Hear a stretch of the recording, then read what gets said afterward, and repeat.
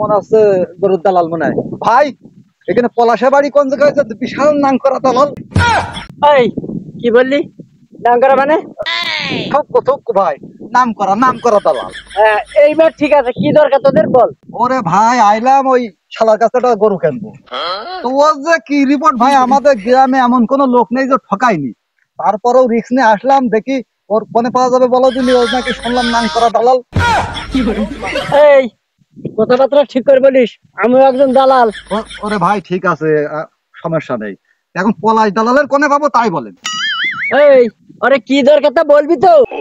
ওরে ভাই ওই সুমন্দির কাছ থেকে একটা গরু কিনতে চাইলাম। এই ওরে গরু নিবি ঠিক আছে, তো গরু তো আমার কাছেও আছে, তা আমারটা দেখ।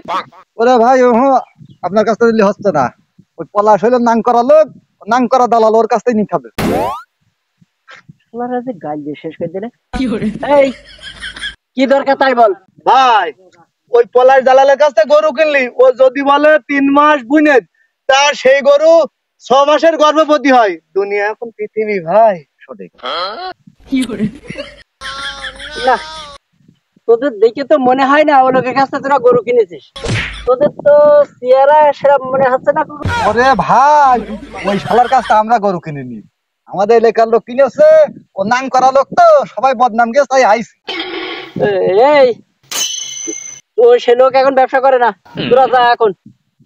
ওরে ভাই তা তোর ওই ঠিকানা বললি অসুবিধা কি? তুই সদিনই তোর বাড়িটা দেখে এই আমি সেই পলাশ, আমি সেই দালাল।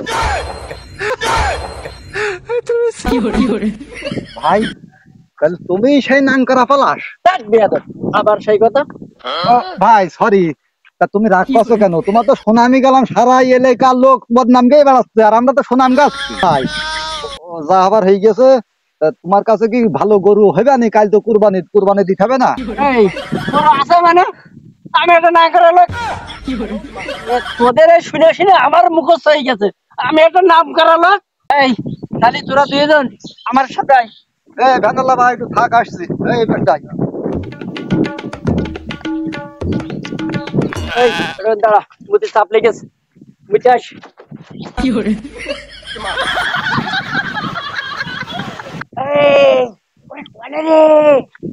মালদার কাঠি দুটো পাইছি, রেডি থাকিস।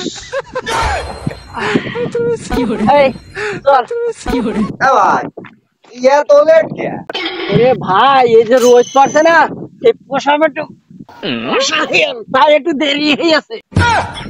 ও ভাই মানুষের শুনি যে হাগা কষা হয়, তা তোমার পিসাব কষা হইলো কি করি? ওরে হয় দালালি করলি হয়, সারাদিন রোদি থাকতে হাট হাট হাট, ওরে তাড়াতাড়ি হাট। তোদের একটা নিয়ে আমি তো বিপাদে পড়লাম। ফোন দিলে আধা ঘন্টা হয়ে গেল, ওদের এখনো খোঁজ নেই। ওই মনে হয় আসছে। ভাই চলেন তাহলে গরুটা দেখে। এই ভাই এই দেখ, একের গরু, এই আছে গরু, দেখ তোদের পছন্দ হয় কিনা। হ্যাঁ ভাই গরু তো একের গরুই মনে হচ্ছে, তা মোটামুটি পছন্দ হয়ে গেছে। ভাই কুরবানি দিলি এরকম গরুই দিতাই। এই আছে বুদ্ধিমান ছেলে। এই ভাইদের গরু পছন্দ হয়েছে, দাম বল কত নিবি?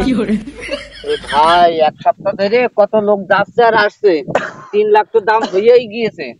একদম দিচ্ছিল আমি নেইনি, 4-এর নিচে দুবার না। গরুর দাম একেবারে খারাপ চাইনি। আচ্ছা যা, ওই দামে নিলাম। ভাই ও দাম আমাদের সেটেল হয়ে গেছে, দেন টাকা বের করেন। আরে শালা, তোর তো মানুষ এমনি নাম করা বলে না, আসলে তুই নাম করা দালাল। তোর জানা নেই শোনা নেই, আমাদের মতামত দিন। ওই তুমি গরু তুমি 4 লাখে সেট খাইছি, তোর টাকা তুই দে, গরু আমার বাড়ি পাইতে দিস। হ্যাঁ ভাই তো চাই শালার কাছে গরুই নেবো না। কি করে 1 লাখ টাকার গরু তুই না 1.5 লাখ টাকায় যা, 4 লাখ টাকা ফেলবি। দোস্তি আমার, তুই তো ফোন করে বললি মালদার বাড়ি, তাই আমি 4 লাখ টাকা চাইছি। এই তো মালদার বাড়ি ঠিক আছে, তো বৈধ অবৈধ নেই, আমরা আন্দাজে 4 লাখ টাকা পেয়ে দিলি আমি যত সব এই গরু বেচতি। আর দিনটাই মাঠে হয়ে গেল, যেখানে চা পান খেসানে তো খাই দোকানে। আজকে আমার 500 টাকাই মার গেল।